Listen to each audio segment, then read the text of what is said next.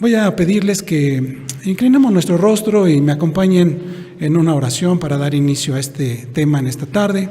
Bendito Dios, Padre nuestro, Dios soberano y eterno, te agradecemos, Señor, el que nos hayas invitado a esta tu casa y que nos hagas participar de tu pan, de tu vino, de tu gracia, de tu misericordia, de tu bondad, de tu verdad. Ahora, Señor, que venimos a tu palabra, Señor, te pido en el nombre de Jesús, por la divina intervención de tu Santo Espíritu que opera poderosamente en los que creen, para que nos des entendimiento en cuanto a estas verdades y que te conozcamos, Señor, cada día más y más, y que lo que tú nos mandes a hacer lo hagamos con presteza, lo hagamos con alegría y con disposición para que nuestras vidas sean edificadas y para que tu nombre sea enaltecido. Gracias te damos, Señor, te pido que toques mi mente, mi corazón, mis pensamientos, para que cada palabra, Señor, que yo vierta en esta tarde sea dirigida por tu propósito. Gracias te doy en el santo y bendito nombre de Jesucristo, nuestro Señor. Amén. Vamos a ir leyendo, vamos a darle una lectura en primer lugar a los primeros 15 versículos, que es de hecho lo que vamos a abarcar en este día. Y les voy a pedir que me sigan con su vista ahí en su lugar. San Juan, capítulo 6, del versículo 1 al versículo 15. ¿Estamos ahí, hermanos? Dice así la bendita palabra de nuestro Señor.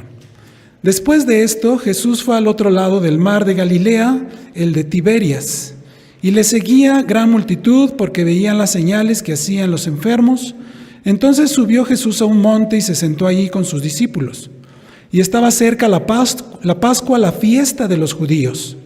Cuando alzó Jesús los ojos y vio que había venido a él gran multitud, dijo a Felipe: ¿de dónde compraremos pan para que coman estos? Pero esto decía para probarle, porque él sabía lo que había de hacer. Felipe le respondió: 200 denarios de pan no bastarían para que cada uno de ellos tomase un poco. Uno de sus discípulos, Andrés, hermano de Simón Pedro, le dijo: aquí está un muchacho que tiene 5 panes de cebada y 2 pececillos. Mas, ¿qué es esto para tantos? Entonces Jesús dijo: haced recostar la gente, y había mucha hierba en aquel lugar. Y se recostaron como un número de 5,000 varones. Y tomó Jesús aquellos panes, y habiendo dado gracias, los repartió entre los discípulos, y los discípulos entre los que estaban recostados, asimismo de los peces cuanto querían. Y cuando se hubieron saciado, dijo a sus discípulos: recoged los pedazos que sobraron, para que no se pierda nada. Recogieron pues y llenaron 12 cestas de pedazos que de los 5 panes de cebada sobraron a los que habían comido. Aquellos hombres entonces, viendo la señal que Jesús había hecho, dijeron: este verdaderamente es el profeta que había de venir al mundo. Pero entendiendo Jesús que iban a venir para apoderarse de él y hacerle rey, volvió a retirarse al monte solo. Entonces, vamos a ir desglosando este hermoso pasaje, hermanos. Vamos a ir viendo lo que la palabra de Dios tiene por enseñarnos. Normalmente, hermanos, este pasaje, ustedes lo tienen ahí en su Biblia, lleva por título la alimentación de los 5,000. Y es este pasaje, curiosamente, el que se repite en todos los evangelios, porque no todas las obras de Cristo se repiten en todos los evangelios. Hay algunas acciones de Cristo que solamente se repiten en Mateo, en Marcos, en Lucas, y en este caso, esta se repite también en Juan. Entonces lo encontramos en todos los evangelios. Yo le puse por título a esta predicación: una provisión sobrenatural para ti. Una provisión sobrenatural para ti. Y dice el versículo 1: después de esto, Jesús fue al otro lado del mar de Galilea, el de Tiberias. Después de esto, bueno, Juan usa esta frase, hermanos, la encontramos muy común en este evangelio, para darle continuidad al relato que Juan está presentándonos. Es un relato de las obras y del ministerio del Señor Jesucristo. Recordemos que Juan tiene el propósito de mostrarnos las obras de Cristo, las señales que Cristo hizo, con la finalidad de que creyéramos en Él y para que creyendo en Jesús gocemos de vida eterna, ¿no? Son las señales del Verbo encarnado. Recuerden ustedes cómo Juan al inicio de su evangelio nos presenta a Jesús. En el principio era el Verbo y el Verbo era con Dios y el Verbo era Dios. Es de este Verbo divino de quien Juan nos está haciendo esta descripción. Pero algo curioso, hermanos, cuando introduce Juan esta frase, después de esto, no se está refiriendo a eventos cronológicos exactos. No llevan un orden exacto de algo que ocurrió de un día para otro. Sí lleva un orden cronológico, pero no es sucesivo. Hay cosas que Juan omite. Él solamente se limita a mostrarnos las grandes obras que Cristo realizó. De hecho, se piensa, hermanos, que entre la narración del capítulo 5 al capítulo 6 pasó al menos un año del ministerio del Señor Jesucristo. Ahora nos dice aquí que el Señor Jesucristo fue al otro lado del mar de Galilea.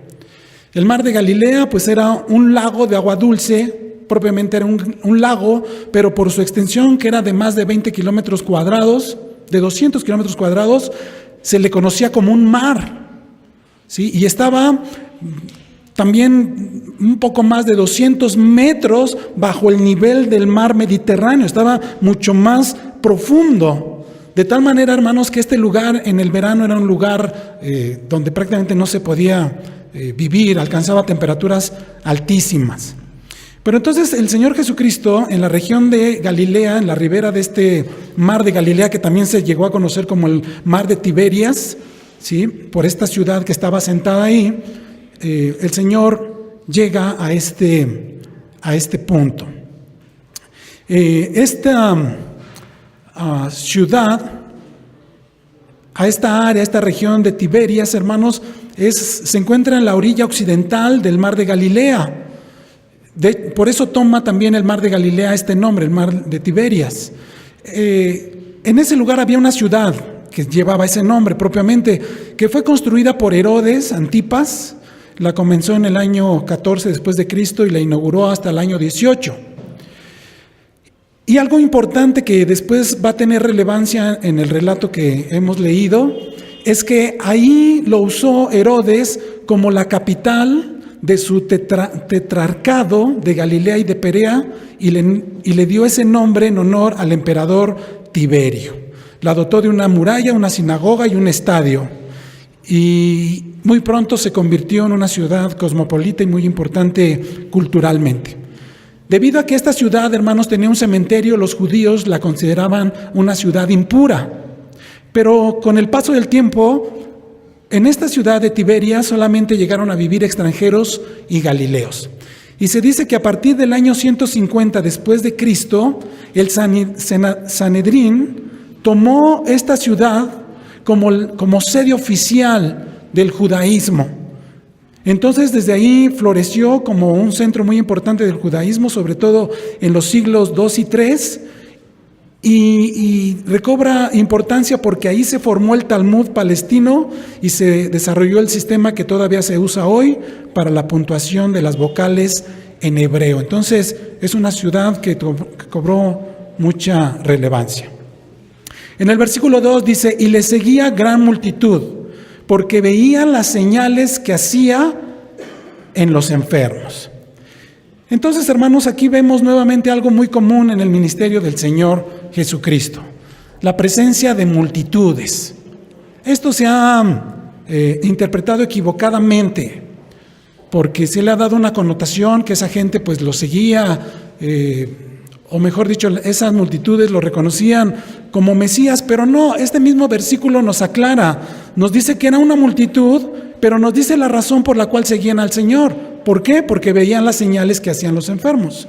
Entonces no es que significara, hermanos, que eran verdaderos creyentes o discípulos, era una multitud y lo seguían simplemente con la expectativa de lo que podían recibir, de bienes temporales que podían recibir del Señor. Pero obviamente no lo reconocían como Mesías y mucho menos creían en Él como el Hijo de Dios, como el enviado de Dios. Tristemente, hermanos, en nuestros días vemos que este mismo principio se aplica. Hay mucha gente que dice seguir a Jesús, pero lo sigue por algún interés personal por algún beneficio que esperan recibir, pero no necesariamente porque crean en Jesús como el enviado de Dios, como el Salvador del mundo. Y después, en versículos posteriores, vamos a ver cómo el Señor Jesucristo amonesta a esta multitud precisamente por eso, porque solo lo seguía con la mira de obtener un bien temporal. Dice el versículo 3, entonces subió Jesús a un monte y se sentó ahí con sus discípulos. Esta actitud, hermanos, la encontramos en los evangelios cuando el Señor Jesús quería dar una instrucción, una enseñanza importante. Esta era la actitud que tomaba como rabino. Subía a un monte y se sentaba con la intención de dar cátedra, de instruir, de enseñar. Y aquí vemos que en ese monte, ahora sí, lo acompañan propiamente sus discípulos, los que creían en Él y los que estaban a su servicio. No era solamente sentarse y descansar, sino algo iba a ocurrir importante, que el Señor Jesús iba a transmitir una enseñanza a sus discípulos. En el versículo 4 dice, y estaba cerca la Pascua, la fiesta de los judíos. En el relato de Juan hay 3 Pascuas que Juan menciona. Esta es la segunda, hermanos.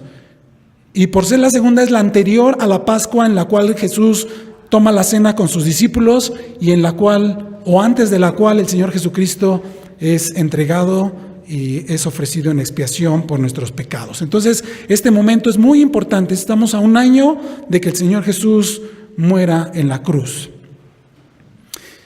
Versículo 5 dice, cuando alzó Jesús los ojos y vio que había venido a él gran multitud, dijo a Felipe, ¿de dónde compraremos pan para que coman estos?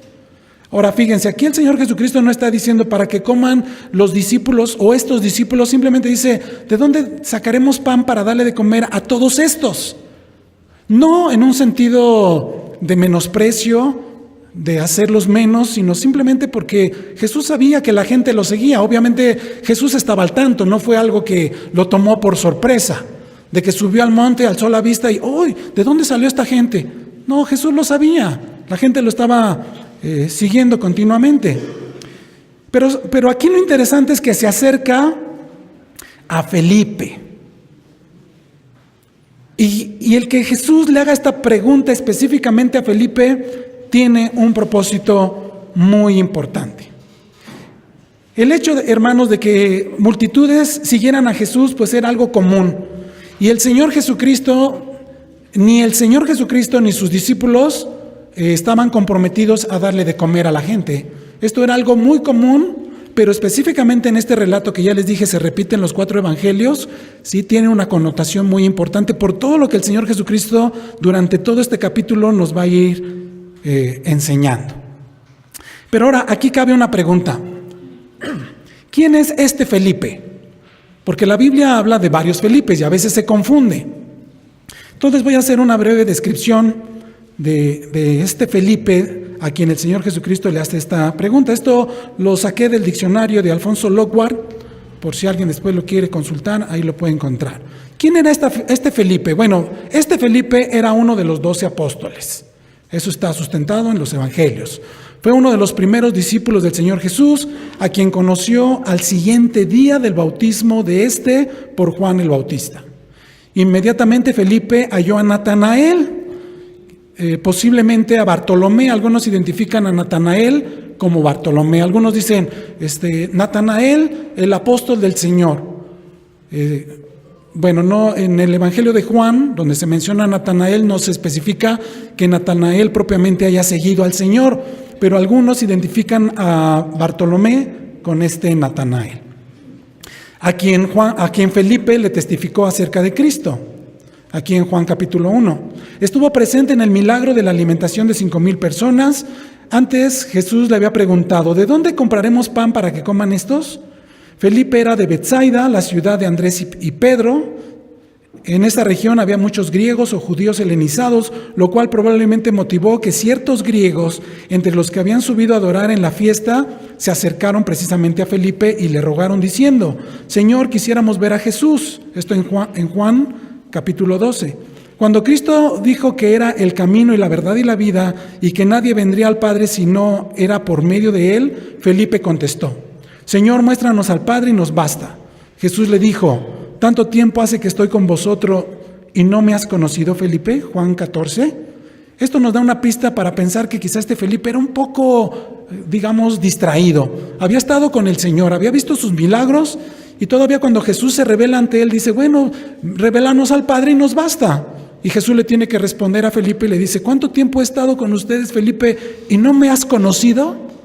Esto habla, hermanos, de que aún los discípulos más acercados al Señor Jesucristo, con todo y que convivieron con Él, pues realmente no les resplandeció la luz inmediatamente.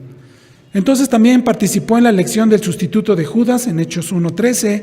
No se conoce la vida posterior de Felipe. Una tradición dice que falleció de muerte natural en Hierápolis. Otros dicen que fue crucificado. Otros dicen que fue desollado vivo en Armenia.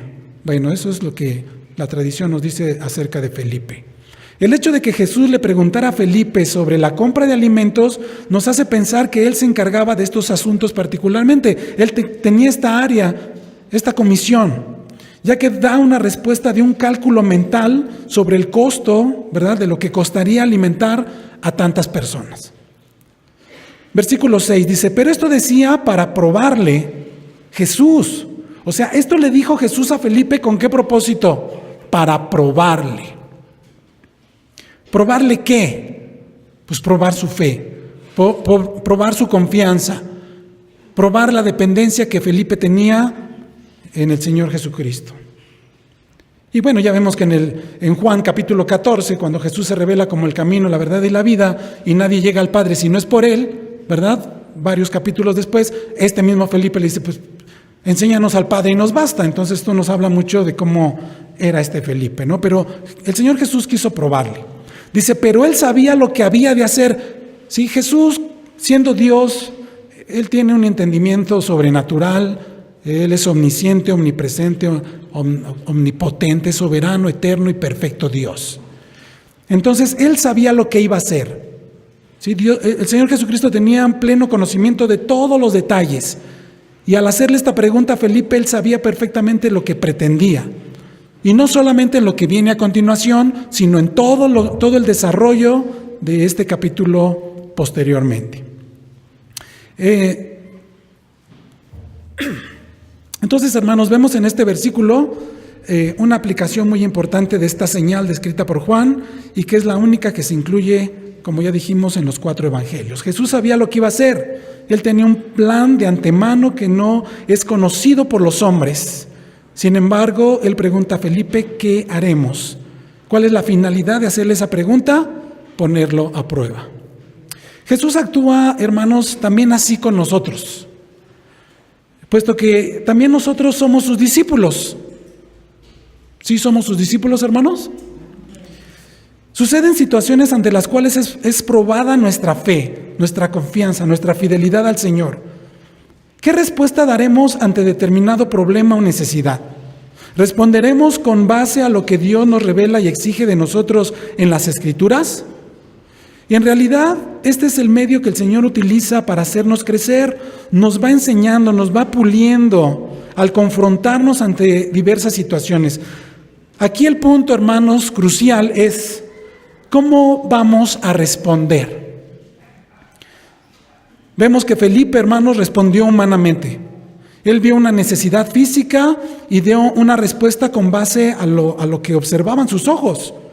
Obviamente el Señor tenía una respuesta muy diferente, una respuesta sobrenatural, es decir, que rebasa la capacidad humana de comprensión y de respuesta. En ocasiones tratamos de dar respuesta a situaciones naturalmente sin tomar en cuenta los recursos sobrenaturales de los cuales Dios dispone, con el entendido de que sean estos recursos utilizados, obviamente, conforme a su propósito y para la gloria de su nombre. Nunca para exaltación personal. O sea, Dios no dispone de recursos para la exaltación de nosotros. Todo lo que hagamos, hermanos, debe ser con la mira de que el Señor sea honrado, enaltecido y glorificado. Amén. Tengo aquí algunos pasajes relacionados con este asunto. En 2 Corintios 4:18 dice, no mirando nosotros las cosas que se ven, como le pasó a Felipe. Felipe vio la multitud, el Señor le dice, ¿qué haremos para darle de comer a tanta gente? Y él dice, no, es imposible, no nos va a alcanzar. Él vio lo que tenía delante de sus ojos. Pero dice el apóstol Pablo aquí en 2 Corintios 4:18, no mirando nosotros las cosas que se ven, sino las que no se ven. Pues las cosas que se ven son temporales, pero las que no se ven son eternas. Esta es la contracara, hermanos, de la moneda entre lo que aquí nos está enseñando el Señor Jesucristo y lo que buscaba la multitud. La multitud buscaba las cosas temporales, las cosas físicas. Y aquí el Señor Jesús, al poner a prueba a Felipe, le está dando vuelta a la moneda y nos habla, nos exhorta, nos enseña a poner la vista no en lo temporal, sino en lo eterno. Y a confiar en Dios. Nunca debemos de confiar en Dios. Los recursos de los que Dios dispone, hermanos, son abundantes, son sobrenaturales. Lo único que Dios pide de nosotros es que tengamos fe, que confiemos en Él. Segunda a los Corintios 5:7 dice, porque por fe andamos, no por vista. Este es un rasgo, hermanos, muy importante en la vida de todo cristiano y debemos entenderlo. No nos guiamos por las cosas visibles, aparentes. No andamos por fe. No andamos por vista, sino andamos por fe. Amén. Y Hebreos 11:6 dice, pero sin fe es imposible agradar a Dios, porque es necesario que el que se acerca a Dios crea que le hay y que es galardonador de los que le buscan. Vamos a continuar en el versículo 7 de Juan capítulo 6. Dice, Felipe le respondió. Aquí es donde hace Felipe su cálculo rápido. Era bueno para manejar estas cosas. Por ese motivo yo creo que el Señor lo asignó para este tipo de tareas. Felipe le respondió, 200 denarios de pan no bastarían para que cada uno de ellos tomase un poco. Felipe hace un cálculo rápido de la situación y se da cuenta de que es imposible satisfacer esta gran demanda de pan. Ahora, ¿de dónde saca Felipe 200 denarios? Seguramente porque era con lo que en ese momento contaban. Felipe sabía con cuánto contaban. Sí, en la bolsa, la Biblia nos dice que había una bolsa que de hecho estaba resguardada por Judas, pero entendemos que quizá Felipe llevaba este ministerio juntamente con Judas, de manera que Felipe rápidamente reacciona y dice, pues con los 200 denarios que tenemos a la mano no alcanzaría para darle un poquito de pan a cada uno de ellos. Ya hemos dicho, hermanos, que un denario es una moneda de plata romana equivalente a la dracma griega. Este era el salario diario de un jornalero. Los apóstoles estimaron que serían necesarios al menos 200 denarios de pan, o mejor dicho, ni 200 denarios de pan alcanzarían para alimentar a una multitud de 5,000 hombres, lo que hubiera equivalido a un denario de gasto de pan por cada 25 personas. Pues era realmente un esfuerzo inútil humanamente. Versículo 8, uno de sus discípulos, Andrés, hermano de Simón Pedro, le dijo en el 9, aquí está un muchacho que tiene 5 panes de cebada y 2 pececillos. ¿Mas qué es esto para tantos? En el versículo 6, hermanos, Jesús sabía lo que iba a hacer. El verbo saber, que se incluye ahí, denota un conocimiento previo, anticipado de los hechos. Jesús él sabía, él conocía lo que iba él a hacer posteriormente. Por lo que el Señor tenía noción de la presencia de este muchacho y de lo que traía en su canasta. Jesús soberanamente, anticipadamente tenía el control perfecto de la situación, de manera que debemos entender que nada de lo que nos acontece sucede sin que el Señor lo permita. Teniendo Él en mente exactamente lo que tiene determinado que suceda con el fin por el cual el Señor lo permite. Aquí el punto, hermanos, el problema no es si el Señor está al tanto de los acontecimientos, el problema es cómo vamos a responder o cómo respondemos usted y yo. Y lo que aquí nos pide, y una de las lecciones de este pasaje, es que debemos responder poniendo nuestra vista en el Señor Jesucristo, poniendo nuestra fe en el Señor Jesucristo. ¿Tiene usted su fe puesta en el Señor? Bueno, es algo en lo que siempre debemos reflexionar. Versículo 10. Entonces Jesús dijo, ¿verdad? Y aquí es un imperativo.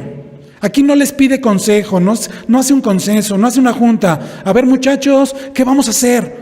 Hay esta necesidad, están estos 5,000 varones al menos, y ¿cómo les daremos de comer? ¿Qué opinan? A ver tú, Pedro, ¿cuál es tu propuesta? A ver, Judas, a ver tú, ¿sí? Juan o todos. No, simplemente el Señor dice, a ver, háganme recostar a la gente. Y entonces ahí van los discípulos y se mezclan con las personas. Dice, y había mucha hierba en aquel lugar y se recostaron como en número de 5,000 varones. Obviamente no eran solamente varones, iban familias completas, por lo que algunos calculan una muchedumbre de al menos 12,000 personas. Porque solamente se da un número aquí en función de los varones, pero faltan las mujeres, los niños, los ancianos. Esto era mucho más personas. Es interesante que Jesús se anticipa a los sucesos y da instrucciones a sus discípulos, quienes hacen lo que el Señor les manda, aunque quizá ellos mismos estuvieran con la expectativa de qué era lo que iba a ocurrir. Es correcto, hermanos, obrar con expectación de lo que el Señor hará cuando se presenta una necesidad, hacer lo que nos corresponde esperando recibir de Dios una respuesta. ¿Sí? Esperar la instrucción directa de Dios. No sabemos el desenlace, Dios sí lo sabe, el Señor Jesucristo lo sabe todo, nosotros no. Por eso nosotros debemos orar, por eso nosotros dependemos del Señor. Y sobre todo, hermanos, debemos obedecer. No sabemos el desenlace, no sabemos lo que ocurrirá, pero debemos hacer lo que está a nuestra mano hacer en un acto de obediencia. Otro aspecto importante a considerar es que esta gente, aunque no estaba allí propiamente porque creían en Jesús, sino solamente por las señales, con todo el Señor se compadece de ellos y manda a sus discípulos a interactuar con estas personas y a mezclarse con ellos. El Señor nos manda a interactuar con la gente mostrándoles la compasión y la misericordia de Dios, por si quizá alguno en nuestro servicio a ellos sea tocado en su corazón y venga al conocimiento de Dios y de la salvación. Entonces ahí es donde nosotros actuamos. No sabemos la respuesta final, no sabemos qué hará Dios, pero sí sabemos lo que nos toca hacer.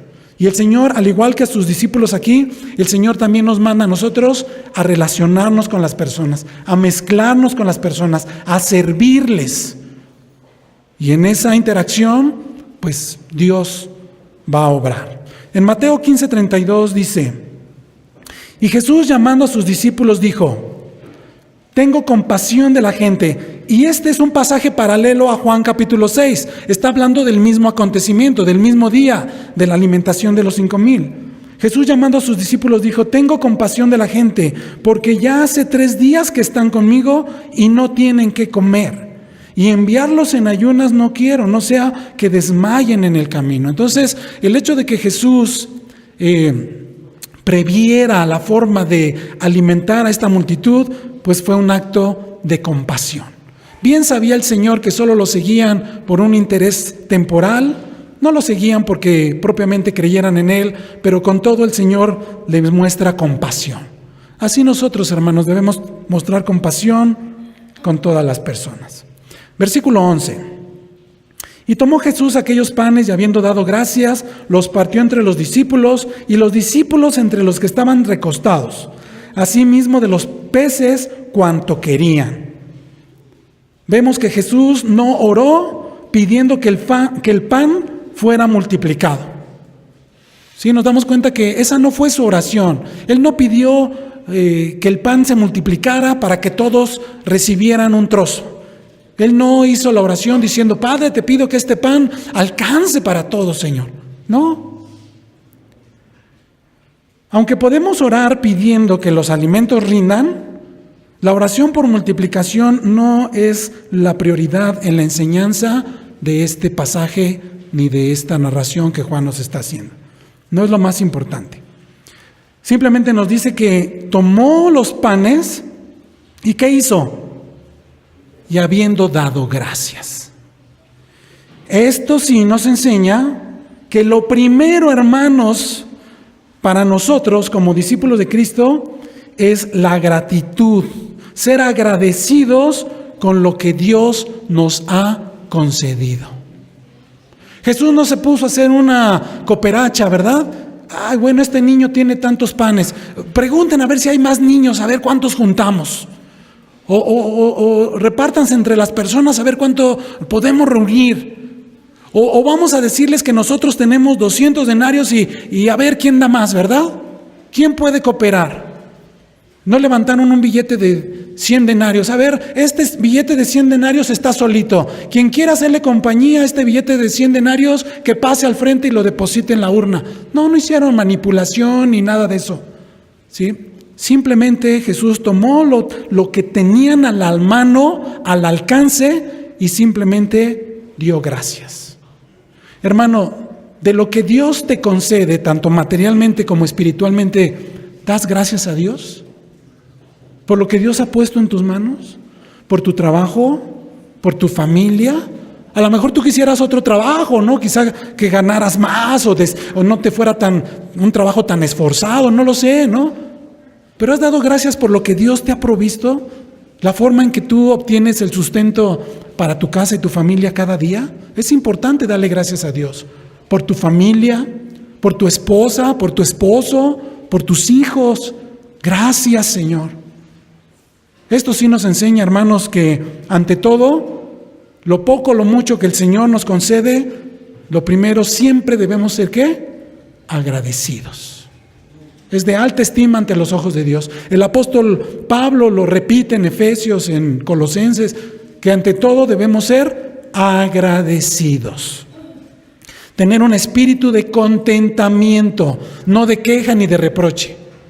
Si Dios me diera más talentos, si Dios me diera más dones, si estuviera en una iglesia más grande, si tuviéramos a tal hermano por pastor, si tuviéramos tanto dinero disponible, si... No, hermanos, dale gracias a Dios por lo que Dios te ha concedido, es lo primero, porque de eso Dios lo hará sobreabundar, y de eso que quizá tú menosprecies o tengas en poco, Dios lo usará para bendición tuya y bendición de los que te rodean. Amén. Se ve, hermanos, una relación directa. También esta acción que el Señor hace de tomar el pan y dar gracias, se ve una relación directa con la cena de la Pascua, cuando Jesús toma el pan y lo reparte entre sus discípulos. Podemos pensar en que, como leímos en el versículo 4, que se acercaba la fiesta de la Pascua, Jesús estaba participando con la multitud de la Pascua. Algo curioso, hermanos, es que la palabra que se traduce como habiendo dado gracias, ¿sí? La palabra griega de donde se traduce eso es Eucaristía. ¿Han oído esa palabra? En la Iglesia Católica se usa mucho, ¿no? La Eucaristía, cuando se toma la misa, ¿no? El pan y el vino. Bueno, hoy, hermanos, también vamos a participar de la copa y el pan, no como lo hace en la Iglesia Católica, ¿sí? Porque ellos dicen que esa es la verdadera carne y la verdadera sangre de Cristo, ¿no? Cuando la ofrece el sacerdote. De manera que cuando ellos participan de la misa están sacrificando otra vez a Cristo, que va contrario a lo que dice Hebreos capítulo 10, que Cristo murió una sola vez y para siempre. Lo que nosotros tomamos son simplemente símbolos, es un recordatorio del sacrificio perfecto que Cristo hizo por nuestros pecados. Pero lo curioso es eso, que se toma de ahí esta palabra, Eucaristía, es acción de gracias. De manera que también cuando participamos del pan y de la copa, hermanos, debemos hacerlo también con gratitud. Porque el pan que representa el cuerpo de Cristo y la copa que representa la sangre de Cristo derramada, lo hizo a nuestro favor. Así que la actitud con la que debemos participar de estos elementos es con acción de gracias. Gracias, Señor, porque por tu sacrificio estamos aquí y por tu gracia podemos participar de estos elementos. Amén. Jesús estaba participando con la multitud de una manera anticipada de la Pascua. Y como lo iba a decir más adelante, el pan es su cuerpo que por muchos es entregado. Y que con ese motivo fue enviado por el Padre. Jesús se revela como el pan que descendió del cielo, el verdadero maná. Incluso los amonesta a no afanarse por el pan físico, sino por el pan que Dios ha dado para la salvación de sus almas. ¿Cuál es ese pan? Jesucristo mismo. Juan 6:27 dice, trabajad. Y aquí cuando exhorta a trabajar, quiere decir un esfuerzo, arduamente, no algo liviano, ni ligero, ni superficial, sino dice, trabajad, no por la comida que perece, sino por la comida que a vida eterna permanece, la cual el Hijo del Hombre os dará, porque a éste señaló Dios el Padre. Aquí mismo en el capítulo 6, versículo 51 dice, yo soy, dice el Señor Jesucristo, yo soy el pan vivo que descendió del cielo. Si alguno comiere de este pan, señalándose a sí mismo, vivirá, ¿por cuánto tiempo? Por 3 meses, por 6 meses, por 1 año, por 5. ¿Por cuánto? El que come de este pan, que es Él, vivirá para siempre. Y el pan que yo daré es mi carne, la cual yo daré por la vida del mundo. Eso después lo vamos a ver más adelante en este mismo capítulo, pero es para tener contexto de lo que el Señor Jesucristo está haciendo en estos versículos. Ya Jesús nos enseñó cuando fue Él tentado por el diablo, ¿se acuerdan ustedes? A no afanarnos solamente por el pan físico para el sostenimiento de la vida, sino de toda la palabra que sale de la boca de Dios. Mateo 4:4 dice, Él respondió y dijo, Jesucristo, escrito está, ¿verdad?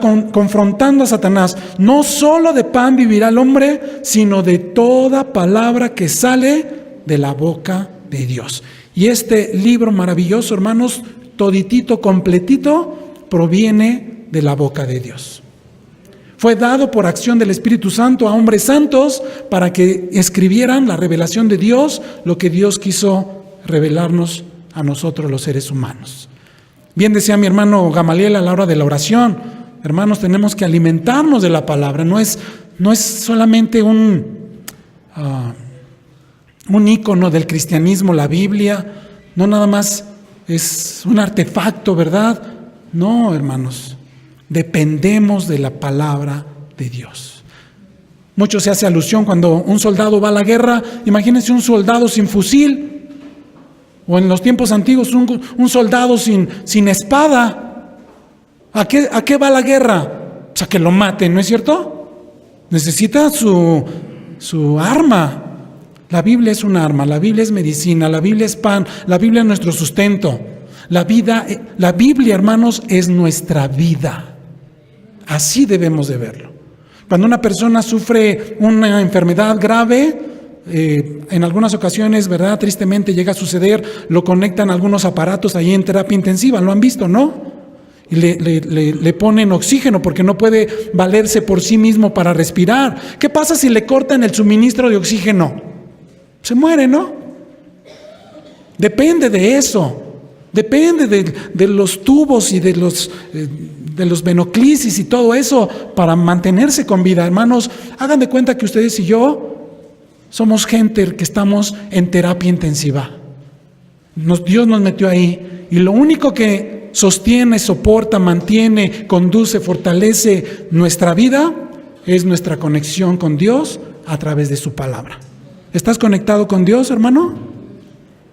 Pues te invito, si no lo estás, a que lo revalores. Versículo 12. Y cuando se hubieron saciado, dijo a sus discípulos. Ahora noten, dice aquí, se hubieran saciado, o sea, hubo abundancia. Dijo a sus discípulos, recoged los pedazos que sobraron para que no se pierda nada. El pan fue suficiente. Como lo veremos más adelante en este capítulo, el pan es el cuerpo de Cristo ofrecido para la salvación de los que creen. Comieron y no faltó, sino que se saciaron y sobreabundó. El sacrificio de Cristo es único y suficiente para la salvación. Amén. Por eso cuando compartimos el Evangelio le decimos a las personas, ¿crees en Jesús? ¿Sí? ¿Te arrepientes de tus pecados? ¿Crees que Jesús es único y suficiente para tu salvación? Sí. Es único, hermanos, porque no hay otro. Es único porque no hay otro para la salvación. Y es suficiente porque no necesitamos nada más. Ni la oración nos salva, ni los ayunos, ni siquiera cuánto sepas de la Biblia te salva. Hay gente intelectualmente que puede conocer mucha Biblia, pero no por eso son salvos. Lo único que salva, hermanos, es nuestra fe en Cristo Jesús.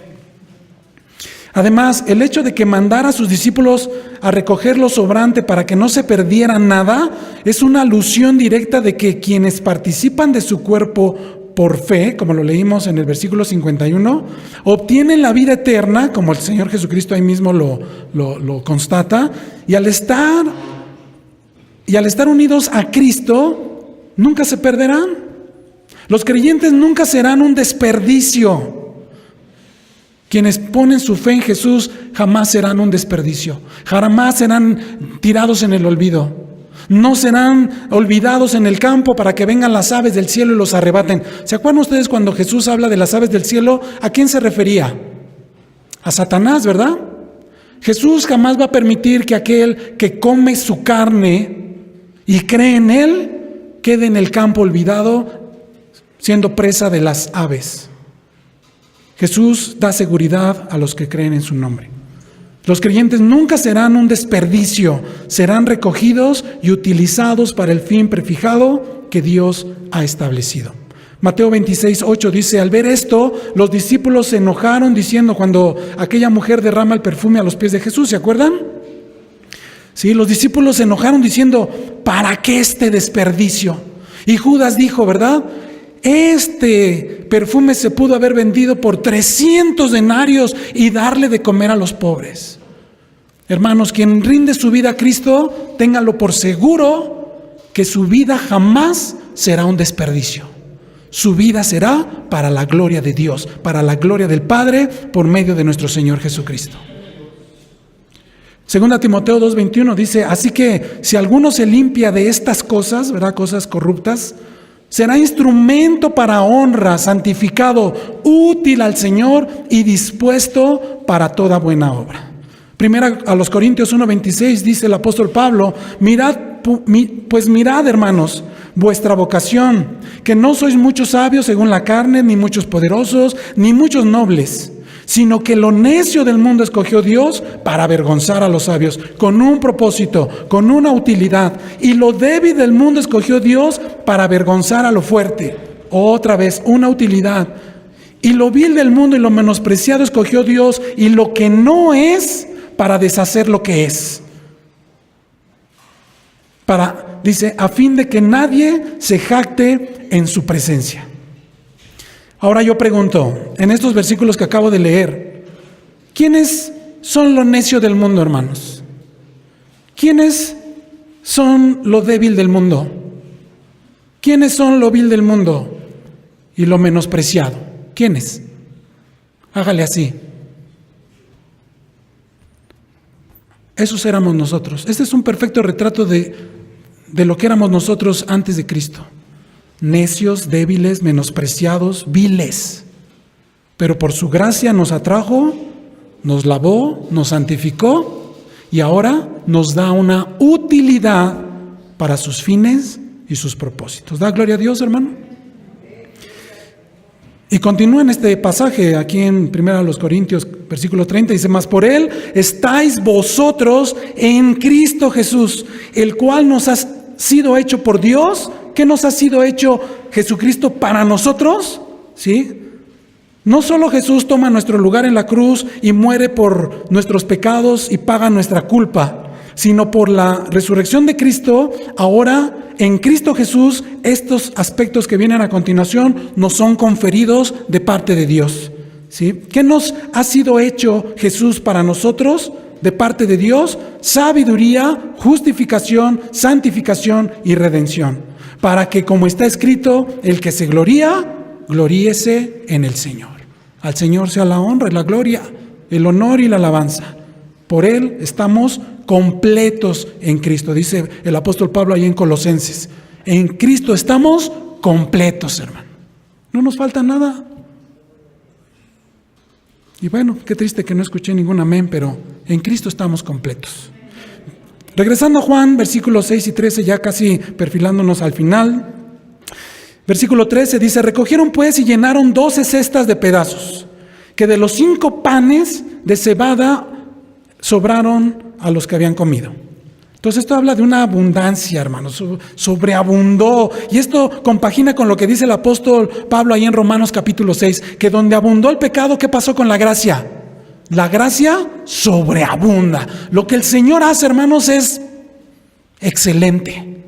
Sobreabunda, mucho más excelentemente de lo que entendemos y pedimos. Lo que Cristo hizo, hermanos, rebasa nuestra capacidad de percepción. No nos queda más que glorificar su nombre. Algunos ven una alusión aquí a los 12 meses que aún Cristo cumpliría en la tierra antes de ser ofrecido en expiación por los pecados del mundo, es decir, hasta la siguiente Pascua. Los panes de cebada, hermanos, eran los panes de los pobres. Recordemos que Jesús tuvo una vida muy humilde a fin de ser la propiciación por los pecados de los creyentes. Dice 2 Corintios 8:9, porque ya conocéis la gracia de nuestro Señor Jesucristo, que por amor a vosotros se hizo pobre siendo rico, para que vosotros con su pobreza fueseis enriquecidos. Otros ven aquí una alusión a la iglesia, que así como comenzó con un pequeño grupo de creyentes. ¿Se acuerdan ustedes que en Hechos, cuántos creyentes estaban en el aposento? 120. A pesar de que dice el apóstol Pablo en 1 Corintios capítulo 15, que después de resucitar Jesucristo se apareció a más de 500 hermanos a la vez. Y para Hechos capítulo 1 ya nada más quedaban 120. Entonces algunos ven aquí una alusión a la iglesia, que así como la iglesia comenzó con un pequeño grupo de creyentes, fructificó y se multiplicó la obra bajo la bendición de Cristo, de tal manera que al final del tiempo de la iglesia, de la era de la iglesia, lo que se recoja en el rapto, ¿verdad?, por los ángeles del Señor, será mucho más abundante a lo que originalmente fue. Amén. Sobreabundará. Y eso por la gracia del Señor. Versículo 14, aquellos hombres entonces, viendo la señal que Jesús había hecho, dijeron, este verdaderamente es el profeta que había de venir al mundo. ¿Necesitaban este milagro para entender eso? Por supuesto que no. Pero obviamente el Señor Jesús les da de comer, pues así cualquiera le dan ganas de seguir a un profeta, ¿no? Ciertamente Jesús era el Mesías, pero esto no lo dicen porque lo reconozcan, ni mucho menos porque lo crean, sino porque les dio de comer. Más adelante Jesús lo censura por esto. En el versículo 26 dice, respondiendo Jesús y les dijo, de cierto os digo que me buscáis, no porque me amen o porque sepan que soy el Mesías, porque sepan que les voy a dar vida eterna y salvación, porque vean en mí al ungido de Dios, porque vean en mí la esperanza de salvación. No, dice, de cierto, déjenlo por segurísimo, ¿sí? Que ustedes, multitud, me buscáis, no porque habéis visto las señales, sino porque comisteis el pan y os saciasteis. Ahí Jesús lo está diciendo con toda claridad. Esta es una evidencia de que la multitud solo seguía a Jesús por los beneficios temporales que de él podían obtener. Algo en lo que nosotros debemos ser muy cuidadosos. En nuestra relación con Dios, porque yo te preguntaría, ¿por qué sigues a Jesús? ¿Qué has visto en Jesús que es por lo que tú lo sigues? ¿Qué ves en Jesús? ¿A un rabí, un maestro, un profeta, un multiplicador de panes que puede saciar tu hambre en cualquier momento?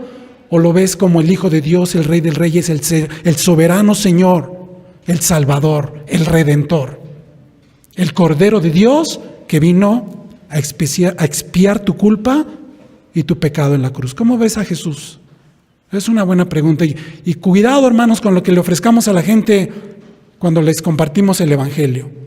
Por encima de cualquier bien temporal, debemos predicarles a Jesús encarnado, que murió por nuestros pecados, fue sepultado, pero al tercer día resucitó. Versículo 15, pero entendiendo Jesús que iban a venir para apoderarse de él, ¿verdad? Para tomarlo, ¿sí? Apoderarse de él y hacerle rey, volvió a retirarse al monte él solo. ¿Quién no desearía un rey que le diera pan en abundancia a su gente sin que ellos tuvieran necesidad de trabajar? Estos lo que buscaban era el populismo. Querían un rey, ¿verdad?, tipo candidato mexicano, ¿no? Populista, que les ofreciera beneficios, despensas. Y, ay, sí, ¿para qué? Ay, este es nuestro candidato populista, ¿no? Bueno, ya no voy a decir esto porque esto está grabando y quién sabe a dónde pueda llegar, pero era lo que ellos querían, ¿no? Un rey populista que les diera beneficios máximos con el mínimo de esfuerzo de parte de ellos. Pero aún, hermanos, no era la hora del Señor, ni mucho menos era la forma. Aunque Jesús le dijo a Pilato, cuando fue entrevistado por él, ¿verdad?, antes de ser sentenciado a la cruz, Jesucristo le dijo a Pilato que para esto vino al mundo, para ser rey.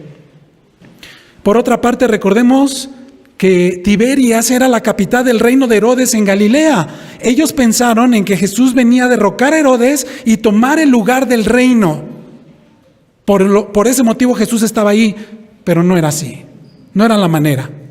Jesús también le dijo a Pilato, dice, si mi reino fuera de este mundo, mis súbditos estarían ahorita peleando por mí, pero mi reino no es de este mundo. Amén. Quienes no conocen verdaderamente a Jesús, al Jesús bíblico, hermanos, les es muy fácil hacer de Él lo que quieran. Un rabino, un profeta, un proveedor, un rey con R minúscula, sanador, milagrero, etc. Pero reconocerlo como Mesías, enviado de Dios, Hijo de Dios, Salvador, el único medio aprobado por Dios para mostrarnos la gracia de Dios y obtener salvación por la fe, no muchos están dispuestos a reconocer a Jesús de esa manera. En fin, en conclusión podemos decir de estos primeros versículos del capítulo 6. En primer lugar, este pasaje nos enseña la suficiencia de la obra de Cristo para salvación, lo cual aún se va a desarrollar en los versículos más adelante. Jesús nos pide como sus discípulos a depender completamente de Él para nuestro sustento. Él no se olvida de nosotros. El problema es que pensar solamente en que Dios nos provea el pan, un alimento básico pero suficiente, no nos satisface. A veces como cristianos, hermanos, caemos en la misma rebelión del pueblo de Israel. Dios los saca de Egipto, los lleva por el desierto, un desierto inhóspito, difícil, los cubre con su nube de día, con una columna de fuego de noche. ¿Y qué les da de comer? Maná del cielo. Un alimento, hermanos, que nadie conoce, más que el pueblo de Israel lo conoció durante 40 años porque fue su único sustento. Y siendo un pan por el que no tenían que labrar la tierra, no tenían que degollar sus animales, no tenían que esforzarse más que salir y recoger un traste con el pan de ese día y comerlo. Y los nutría y los alimentaba y les daba fuerza y eran vigorosos, eran fértiles, tenían mucha descendencia, ¿sí? No eran desnutridos por comer ese pan. Ese maná les suplementaba todo lo que ellos necesitaban. Pero ¿qué pasó con el pueblo de Israel? ¿Qué hicieron? ¿Le dieron gracias? Ahí entra lo que mencionamos. Jesús tomó los panes y ¿qué fue lo primero que hizo? Dio gracias. ¿El pueblo fue agradecido con Dios por el maná? Le dijeron, Señor, ya estamos hartos de este maná. Queremos carne. Y Dios le dice a Moisés, este pueblo quiere carne, diles que mañana les voy a dar carne. Y Moisés se sorprende y dice, Señor, ¿de dónde vas a sacar carne para tantos? Ni tantas cabezas de ganado serían suficientes. ¿Qué vas a hacer? Dice, déjamelo a mí. Pero ten por cierto que así como les voy a dar carne, aún van a tener la carne entre los dientes y va a venir mi juicio sobre ellos porque despreciaron lo que yo les di para su beneficio. Hermanos, tenemos que aprender a ser agradecidos y tener un espíritu de contentamiento para con Dios. Hermanos, este es el maná que Dios nos ha dado. Y hoy en día muchas iglesias se aburren. ¡Ay, pura Biblia! ¡Ay, pastor! ¡Ay, pura Biblia! Háblenos de otra cosa. Pues, ¿qué quieren que les hable del libro vaquero? ¿De qué? Es lo que Dios nos dejó. Es el sustento. Es lo que el pueblo de Dios necesita. No es opcional. Es nuestra vida. Amén. Pero el problema es que a veces no nos satisface eso. Queremos más. Jesús mismo nos enseñó a orar diciendo en Mateo 6:11 y Lucas 11:3, danos el pan de cada día. El pan nuestro de cada día, dánoslo hoy. Esta confianza debemos tener que Dios es lo suficientemente compasivo y amoroso para con sus hijos, supliendo cuando andamos correctamente en el camino de Dios. Si Él nos suple lo que necesitamos, si es que nosotros andamos correctamente en su camino. ¿Cómo es andar correctamente en su camino? Mateo 6:33 dice: mas buscad primeramente el reino de Dios y su justicia, y todas las demás cosas, ¿qué va a pasar? Os serán añadidas cada día. Podemos agradecer lo que Dios nos da en abundancia, o aún lo que Dios nos da quizá de manera limitada, pero que seamos agradecidos. Tanto la salvación como para el sustento de cada día, hermanos, ¿podemos agradecer a Dios? Yo creo que siempre es tiempo de agradecer. Póngase de pie y démosle gracias al Señor por este día, por su palabra.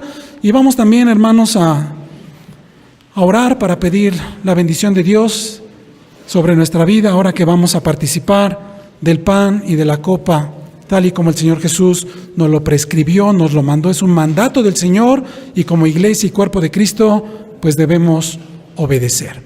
Oremos. Bendito Dios y Padre nuestro, Señor, de toda gracia y de toda abundancia, te damos gracias por suplir para nuestra necesidad, para suplir lo justo para nuestra necesidad. Gracias, Señor, porque supliste a tu Hijo Jesucristo al enviarlo al mundo a morir en nuestro lugar por nuestra culpa, llevando nuestra culpa, nuestra maldad, nuestro delito, nuestro pecado, Señor. Él fue sacrificio perfecto, hecho una sola vez y para siempre, haciendo perfectos a los santificados, perfeccionando a los que creen. Gracias, Señor, por tu sacrificio y por el don de la vida eterna que nos ofreces gratuitamente a los que venimos a ti. Gracias por tu palabra, que sea de edificación a nuestras vidas, Señor. Y en alusión a este acontecimiento que hemos leído hoy en esta narración que hace el apóstol Juan, Señor, dándole esta alimentación a tanta gente, hoy, Señor, participaremos del pan y de la copa en memoria del sacrificio de Cristo por nosotros. Lo hacemos con humildad, con reverencia, con recato, Señor, viniendo ante ti, reconociendo que sin ti no seríamos nada y estaríamos perdidos. Reconociendo que el pan representa el cuerpo de Cristo y la copa, Señor, representa su sangre vertida para satisfacer tus demandas santas. Era necesario que muriera el justo por los injustos. Al que no conoció pecado, por nosotros lo hizo pecado. Gracias, Señor. Gracias te damos. Participamos de este pan y de esta copa